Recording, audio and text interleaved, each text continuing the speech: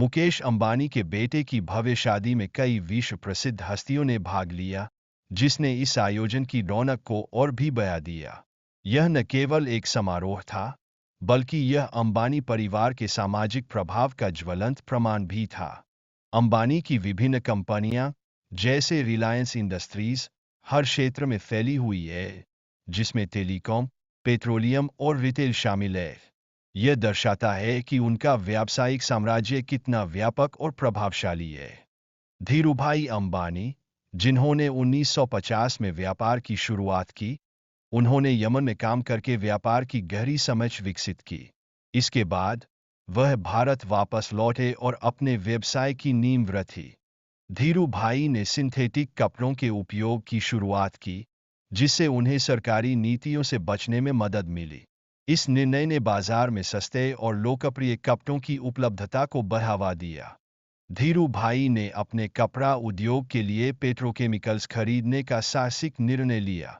इस आवश्यकता को पूरा करने के लिए उन्होंने खुद का पेट्रोकेमिकल व्यवसाय स्थापित किया। धीरूभाई की मृत्यु के बाद उनके दोनों बेटों के बीच संपत्ति के बंटवारे को लेकर विवाद उत्पन्न हुआ। यह संपत्ति विवाद उनके व्यवसाय पर गहरा प्रभाव डालता है और व्यावसायिक रणनीतियों को प्रभावित करता है।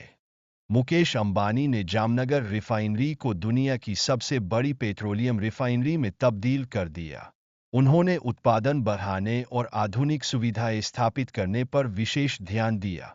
अंबानी ने खुदरा उद्योग में प्रवेश किया, जिससे भारत में स्मार्ट बाजार जैसे डिस्काउंट स्टोर्स की स्थापना हुई। यह भारतीय उपभोक्ताओं के लिए एक क्रांति थी, जिसने उनके खरीदारी के अनुभव को बदल दिया। 2016 में मुकेश अंबानी ने जियो टेलीकॉम में प्रवेश किया। इस कदम ने बाजार में तीव्र प्रतिस्पर्धा को जन्म दिया और जियो ने अपनी फ्री सेवाओं के माध्यम से लाखों उपयोगकर्ताओं का ध्यान आकर्षित किया। मुकेश अंबानी ने हाल ही में डिज्नी के साथ $8.5 बिलियन का अनुबंध किया है। यह अनुबंध भारत में उनके बढ़ते प्रभाव को दर्शाता है और उनकी महत्वाकांक्षाओं का स्पष्ट संकेत है। मुकेश अंबानी का मुंबई में 27 मंजिला घर, एंटीलिया, अत्याधुनिक लग्जरी सुविधाओं से भरा हुआ है, जिसमें मंदिर, स्पा और हेलीपैड शामिल है। यह घर अंबानी परिवार की भव्यता और सेवा स्तर को प्रदर्शित करता है। विपरीत परिस्थिति में अनिल अंबानी की वित्तीय स्थिति कठिनाइयों में घिरी हुई थी। उन्होंने तेजी से बढ़ने का प्रयास किया था, लेकिन अंततः उन्हें दिवालिया घोषित होना पड़ा। अनिल अंबानी का समूह विभिन्न कानूनी मुद्दों में उलझा रहा, जिनमें एरिक्सन कंपनी को पैसे लौटाने का मामला शामिल था।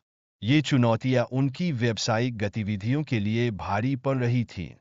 अनिल अंबानी को 1 महीने के भीतर एरिक्सन के सभी बकाये चुकाने का आदेश दिया गया था, अन्यथा गिरफ्तारी का खतरा था। यह एक गंभीर स्थिति थी, जिसका उन्हें सामना करना पड़ा।